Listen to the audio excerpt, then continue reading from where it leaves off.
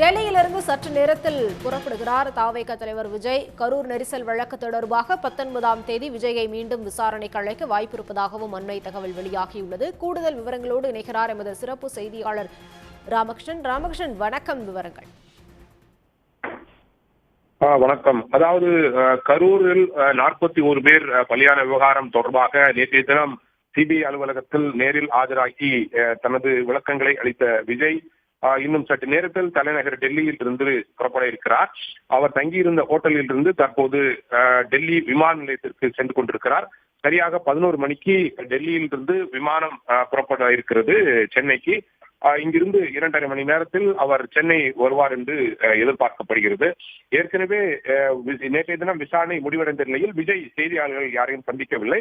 அவரது கட்சியை சார்ந்த நிர்வாகிகளும் யாரும் செய்தியாளர்களை சந்திக்கவில்லை. அதனால் அந்த விசாரணையின் போது என்ன நடைபெற்றது, விஜயிடம் என்னென்ன கேள்விகள் கேட்கப்பட்டது, அவர் என்னென்ன விவரங்கள் தெரிவித்திருக்கிறார், அடுத்த கட்டமாக எப்போது விசாரணை என்பது பற்றிய விவரங்கள் எல்லாம் அவரது கட்சி சார்பில் யாரிடமும் தெரிவிக்கப்படாத ஒரு சூழ்நிலையில் தான் மீண்டும் அவர் 19ஆம் தேதி விசாரணைக்கு அழைக்கப்படுவார், சம்மன் அனுப்பப்படுகிறது என்று சிபிஐ வட்டாரங்கள் தெரிவித்திருக்கின்றன. கரூரில் கடந்த செப்டம்பர் 27ஆம் தேதி நடந்த அந்த பொதுக்கூட்டத்தில் விஜய் கலந்து கொண்டார். அப்போது ஏற்பட்ட கூட்ட நெரிசலில் 41 பேர் பலியானார்கள். அந்த சம்பவம் பெரும் அதிர்வலைகளை ஏற்படுத்தியது. உச்சநீதிமன்றத்தினுடைய உத்தரவை தொடர்ந்து சிபிஐ வழக்கு பதிவு செய்து அது சம்பந்தப்பட்ட இடத்தை நேரில் அந்த சிபிஐ அதிகாரிகள் ஆய்வு செய்து பல்வேறு கட்ட விசாரணைகளை நடத்தியிருக்கிறார்கள். அந்த சிபிஐ அதிகாரிகள் விசாரணை என்பது தொடர்ந்து நடைபெற்றுக் கொண்டிருக்கின்ற இந்த சூழ்நிலையில் தான் கடந்த டிசம்பர் 29, 30, 31 ஆகிய தேதிகளில் அந்த அவரது கட்சியை சார்ந்த மூத்த நிர்வாகிகளான ஆதவ் அர்ஜுனா, புஷி ஆனந்த் உள்ளிட்ட 5 பேரிடம் விசாரணை நடத்தினார்கள். அதே போன்று கரூர் மாவட்ட ஆட்சியர், எஸ்பி உள்ளிட்ட போலீஸ் அதிகாரிகளையும் நேரில் அழைத்து விசாரணை நடத்தினார்கள் சிபிஐ அதிகாரிகள். அடுத்த கட்டமாக அந்த கட்சியினுடைய தலைவரும் அன்றைய தினம் கதாநாயகனாக அந்த கூட்டத்தில் இருந்த விஜயையும் நேரில் அழைத்து விசாரணை நடத்துவதற்கு முடிவு செய்த சிபிஐ அதிகாரிகள் நேற்றைய தினம் அவரை நேரில் ஆஜராகி விளக்கம் அளிக்க வேண்டும் என்று சம்மன் அனுப்பியிருந்தார்கள். அதை ஏற்றுக்கொண்ட விஜய் நேற்றைய தினம் சென்னையிலிருந்து தனி விமானம் மூலம் டெல்லி வந்தார். டெல்லி விமான நிலையத்திலிருந்து அவர் சிபிஐ அலுவலகத்திற்கு சரியாக 11:15 மணிக்கு வந்தார்.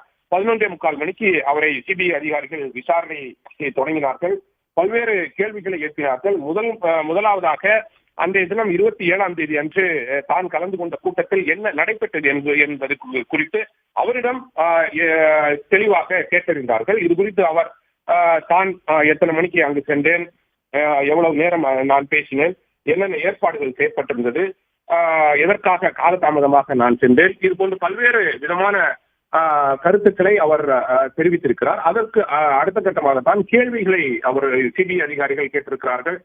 எத்தனை மணிக்கு நீங்க போவதாக இருந்தது, ஏன் காலதாமதமாக சென்றீர்கள், போலீசார் 3 மணியிலிருந்து இரவு 10 மணி வரை மட்டுமே அந்த பகுதியில பொதுக்கூட்டம் நடத்துவதற்கு அனுமதி வழங்கப்பட்டிருக்கிறது. ஆனால் காலையிலிருந்தே அந்த கட்சியை சார்ந்தவர்கள் வர வேண்டும் என்று உங்கள் கட்சி நிர்வாகிகள் கேட்டுக்கொண்டிருக்கிறார்கள். இதன் காரணமாகத்தான் அந்த பகுதியில இது போன்று ஒரு ஏராளமான மக்கள் அளவுக்கு அதிகமாக கூடியிருக்கிறார்கள். வந்தவர்களுக்கு தேவையான அடிப்படை வசதிகள் செய்து கொடுக்கப்படவில்லை என்றெல்லாம் போலீசார் தரப்பில் தெரிவிக்கப்பட்டிருக்கிறது. இது குறித்து தங்களது விளக்கங்கள் என்ன, தங்களது கருத்து என்ன, பதில் என்ன என்பது பற்றி எல்லாம் கேள்விகளை எழுப்பியிருக்கிறார்கள். இதற்கு தனது தரப்பு கருத்துக்களை எல்லாம் விஜய் தெரிவித்திருக்கிறார். விஜயை பொறுத்தவரையில் இந்த வழக்கில் ஒரு குற்றவாளி அல்லது அவர் மீது வழக்கு பதிவு செய்யப்படாவிட்டாலும் ஏற்கனவே சிபிஐ பல்வேறு தரப்பினரிடம் விசாரணை நடத்தி இருக்கிறார்கள். அந்த அடிப்படையில் அன்றைய தினம் என்ன நடைபெற்றது என்பது பற்றியை கேட்டறிவதற்கு அவரை விட்னஸுக்காகத்தான் அவரை அழைத்திருக்கிறார்கள். அந்த வகையில் நேற்றைய தினம் சுமார் 7 மணி நேரம் விசாரணை நடைபெற்று முடிவடைந்தது. சுமார் 6:45 மணி வரை அந்த விசாரணை என்பது நடைபெற்றது. விசாரணையின் முடிவில் நாளை, அதாவது இன்றைக்கு மீண்டும் விசாரணைக்கு ஆஜராக வேண்டும் என்று சிபிஐ அதிகாரிகள் தெரிவித்திருந்தார்கள். ஆனால் தமிழ்நாட்டை பொறுத்தவரையில் பொங்கல் திருநாள் இருப்பதால் தற்போதைய சூழ்நிலையில் இந்த இன்னைக்கு வர இருக்கும் அந்த விசாரணையை மாற்றி வைக்கும்படி விஜய் கேட்டுக்கொண்டிருக்கிறார். அதை ஏற்றுக்கொண்ட சிபிஐ அதிகாரிகள் மீண்டும் பொங்கல் திருநாளுக்கு பிறகு ஆஜராக வேண்டும் என்று கேட்டுக்கொண்டிருக்கிறார்கள். ஆனால் தேதி அறிவிக்கப்படாத ஒரு சூழ்நிலையில் தற்போது மீண்டும் சிபிஐ 19ஆம் தேதி விஜயை ஆஜராவதற்கு சம்மன் அனுப்ப வாய்ப்புகள் இருக்கிறது அல்லது அனுப்பப்பட்டிருக்கும் என்று செய்திகள் தெரிவிக்கின்றன. மீண்டும் ஆஜராகும் விஜயிடம் ஒரே நாள் விசாரணை நடத்தப்படுமா அல்லது தொடர்ந்து 2-3 நாட்கள் விசாரணை நடத்தப்படுமா என்பது பற்றியெல்லாம் தெரியவில்லை. மீண்டும் அவரை விசாரணை அழைப்பதற்கு காரணம் ஏற்கனவே நேற்றைய தினம் நடந்த விசாரணையின் போது பல்வேறு கேள்விகள் அவரிடம் கேட்கப்பட்டிருந்தாலும் தேவையான பதில்கள் விஜயிடம் இருந்து வரவில்லை. பல்வேறு கேள்விகள் மீண்டும் அவரிடம் கேட்கப்பட வேண்டும். பல்வேறு சந்தேகங்கள் அந்த சம்பவம் தொடர்பாக விஜயிடம் இருந்து கருத்துக்கள் கேட்கப்பட வேண்டும் என்பதால் மீண்டும் அவரை விசாரணைக்கு அழைக்க முடிவு செய்திருக்கிறது சிபிஐ. இது ஒரு புறம் இருந்தாலும் நேற்றைய தினம் விசாரணை முடிந்ததுக்கு பிறகு தலைநகர் டெல்லியில் இருக்கின்ற ஹோட்டலிலே அவர் தங்கிவிட்டார். தங்கியிருந்த அவர் பல்வேறு சில அட்வொகேட்டுகளுடன் ஆலோசனை நடத்தியிருக்கிறார். அடுத்த கட்டமாக என்ன செய்யலாம் என்பது பற்றி எல்லாம் ஆலோசனை நடத்தியிருக்கிறார்.